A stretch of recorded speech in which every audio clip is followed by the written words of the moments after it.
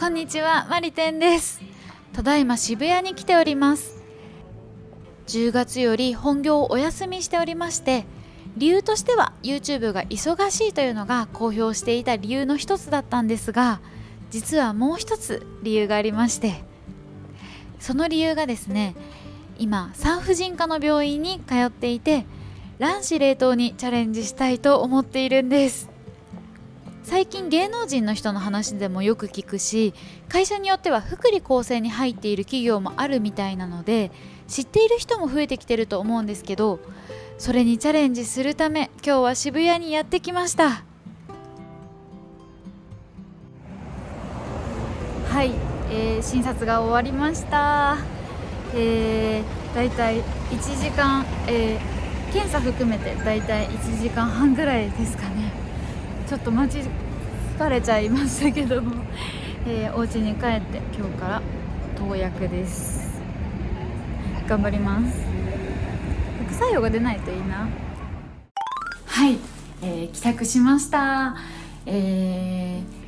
お薬ももらってきておりまして、今日からその投薬が開始をされるということになっております。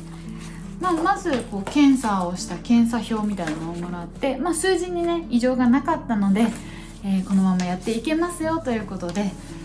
実際にさっきですね、実は注射を1本打ってきているんですよね。でこれほらなんていうんですか、保冷バッグなんですけど、なんでこの保冷バッグに入っているかというと、このね注射器なんですけど、これ実は中身がこれが冷蔵庫で保存をしないといけないということで、保冷バッグに入っていただいてきました。ちょっとね中はねあんまり具体的なものを見せると微妙なのかなとは思うんですけど、要は毎日ここから約1週間ですね、飲み薬が2つと、あと注射を自己注射ですね、自分でお腹に刺すやつを、毎日1回やっていくということになりました。はい、なんか今のところ別に副作用とかもなく、むしろ何も感じないっていう感覚なんですけど、排卵が近くなってくるとお腹がちょっと膨れてる感じがしたりだとか、あとはその実際に卵子を取る採卵っていうらしいんですけど、その採卵の後っていうのは、少しちょっと便秘がちになったりだとか、ちょっと痛みがあるみたいなことはおっしゃっていたので、ちょっとこわごわとはしてはいるんですけど、今のところは元気です。はい。で次回はまたちょっと1週間後ぐらいにクリニックに行って、で、そこで、どのぐらい、今ある卵子が育っているのか、チェックをして、でその数字がギリギリ育って大きくなったところで、排卵する直前のものを採取するっていう形になるので、1回目様子を見に行って、でその後実際の採取はまたその次の3日後とかっていう風におっしゃってました。だからあと2回ぐらいはね病院に確実に行かないといけない日が来るのかなと思います。なんかいくつ卵子を冷凍するのかみたいな話も結構あるんですけど、私は本当は15個ぐらい保存しておきたいなと思ったんですが、なんか数字的に、ホルモンの値を見て、なんか既存の卵子の残数、なんか卵子って精子と違ってポコポコ毎日増やしていけるわけではなくって、生まれた時にも個数が決まってて、そこから減る一方らしいんですよ。でその、卵子の残数みたいなものが、いくつあるのかっていう検査をだいたい予測値が出る検査をしてもらったんですけど、なんかあんまり数がよろしくないみたいで、1回に取れる数5個ぐらいかなっていうことを先生が言っていたので、だから1回目次の採取では、5個を目標にまずは取っていきたいなっていうのと、本当はね15個ぐらい保存しておきたいので、なんか1回採取したら次は2ヶ月後からできるみたいで、毎月やるとね、なんかちょっとこう副作用みたいなものが強くなっちゃうのが怖いっていうことなので、まあだからもし15個を目指すんだとしたら、3回かなってなると、まあ2ヶ月かかったとして半年ぐらいかかってしまうのかなと思います。まあというかね、すでにね、年末年始が挟んじゃったことで、私の予想していた休業時のこうスピード感よりも今遅くこう採取のスケジュールが立ってしまっているので、ちょっとね本当に長期戦だなというふうに感じております。でですよ、ちなみに皆さん気になるかなって思ってるんですけど、今日のね、領収書なんですけど今日がですね、ちょっとこう病院によって全然違うとは思うんですけど、今日の、金額として私の場合はその1回目の採取と、検査だとかもろもろ薬だとか込みで今日のお支払いした金額が42万円でした高いよね。ちなみに、お金のことについてお話をすると、採取した卵子っていうのが15個入るなんかこうケースに、入れて冷凍するんだけど、その1本年にいくらだっけな、ちょっと見てみよう。はい、その15個入るこう1剣っていう保管のこうなんか容器みたいなのがあるらしいんですけど、その1件あたり年5万円ですねかかってくるみたいなので、それも追加で払っていくっていうことで、15個なのでこう、ただ15個なんですけど、私の場合は1回の採取に5個しか取れないので、この券っていうのが採取ごとにしか用意ができないらしいんですよ。そうだよね、なんか途中からなんかパック食品パックじゃないんだから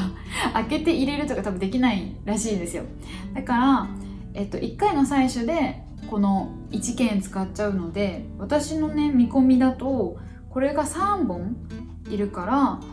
年あたり15万円とか払っていくことになるのかなと思います。結構すごくない割と思い切ってるでしょ。それほどまでに、私がちょっと本気を出しているということをね理解をいただければと思います。なんか割とさこう結婚とかなんか出産とか悩むネタだなって女子的にはね思うと思うんだけど、その一部のこう不安とかこうやっとけばよかったなって思うかもしれない後悔の可能性とかを、こう今の時間と、費用お金で解決できるのであればというか、少しでもちょっと安心できるのであれば私的にはありかなと。変えることのできないものだしね。だから、ちょっとねやってみようとチャレンジをすることになりました。はい。とはいえね、まだ1週間まずはちゃんとお薬を飲んで、注射を打ってやっていかないといけないので、またちょっと経過報告させていただきますはい、投薬7日目です。はい、2回目の診察が終わりました。薬を投与し始めてから、最初の診察が終わりました。もともと言われてたんですけど、1週間後に1回診察をして、その時の数字っていうのはきっとまだまだこう、採取に至る数字ではなくって、そこから2日後また行ってで検査して数字を見てでまたその2日後検査して数字を見て大丈夫になったタイミングで採取ということなので、まだちょっと先は長いんですけども、今日もね血液検査とエコー検査をしてもらってきまして、まだ数字が大きくないということなので、ここからまた、注射と薬の毎日になります。体調的には全然問題なくて、ちょっと確かにお腹が張るかな、言われてみればぐらいですね。大きな副作用とかなくてよかったなと思いながら、でもう注射もね自分で打つの慣れてきたんで、また2日後来ます。こんにちは。今投薬8日目なんですけど、来ましたよ、副作用がいやー結構きついです。私の感覚としては一番はむくみ。なんか朝起きてベッドに床にこう足をつける瞬間がめっちゃ痛いですめっちゃむくんでる。すごいわかります。なんかむくむよっては言われてたので、これかっていう感じなのと、あとなんか副作用にちらっと書かれてて、こう若干うつ症状があるらしいのね。でも確かにホルモンとかをホルモンとかに作用させるわけだから、そうだよなと思いながら、若干この憂鬱な感じこれ私がただ憂鬱な感じなのかもしれないけど、若干生理前的なのが続いてる気がする、気持ち的に。なんかちょっと落ち込みやすいかも。わかんない、これ元の性格が落ち込みやすいのかもしれないけどっていうのあって、若干ねなんか体の異変をひしひしと感じてる、8日目になります。とはいえね、もうあと言うてももうちょっと頑張らないといけないので頑張ります。はい、投薬12日目です。投薬をしてから3回目の検診が終わりました。今日もエコーと血液検査をしてもらいまして、順調に、卵子が育ってきているということで、次はいよいよ3日後ですかねに採取となります。ただちょっとこの3日間っていうのが結構正念場みたいで、薬だとか飲む種類もちょっと変わってきているのと、もう時間指定でかなり厳しい時間指定があるので気をつけていかないといけないな。忘れないようにしないと全てがね水の泡になりかねないので、もうひと踏ん張り最後集中していきたいと思います。何の動画。はい、23時半になりまして、無事、点鼻薬を打ち終えました。火曜日が、採卵というふうにもう決まっておりまして、それに向けての点鼻薬だったんですけど、なんか調べてみたらその点鼻薬を打った、36時間後、排卵が行われるようになっているそうで、だからその採卵の時間とかに合わせてめちゃくちゃ厳しく決められていたみたいです。あとは明日朝8時と18時に、ボルタレを飲んで、全部のなんか薬物摂取が終わるっていう感じなんですけど、今回結構やっぱその時間通りっていうか指示通りに薬を飲んだり注射を打ったりとかしないといけなくって、でそれが本当に状態を見ながら適宜調整だったから、なんか毎日同じ時間に同じものを飲むよりもめちゃくちゃ難しくってそれが大変だったから、明日で一旦薬が、一区切りだなって思うとちょっとホッとしてます明日も忘れずに飲んで、明後日ですね、採卵の日に備えたいと思います。頑張るぞ。はい、全てが終わりましてお家に戻ってきました。だいたい、病院に着いてから、3時間ぐらいですかね、病院の中にいてで戻ってきたという形なんですけど、今日採取の日で、まず病院に着いたら、手術着っていうのかな、なんか